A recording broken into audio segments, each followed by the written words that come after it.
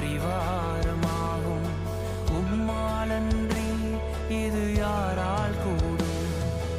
ஆகாயத்து பட்சிகளை போஷிப்பீரென்றார், என்னையும் போஷிப்பது நிச்சயமே. காட்டு புஷ்பங்களை உடுத்துவதும் நீரென்றார், என்னை குறைவின்றி நடத்துவதும் நிச்சயமே.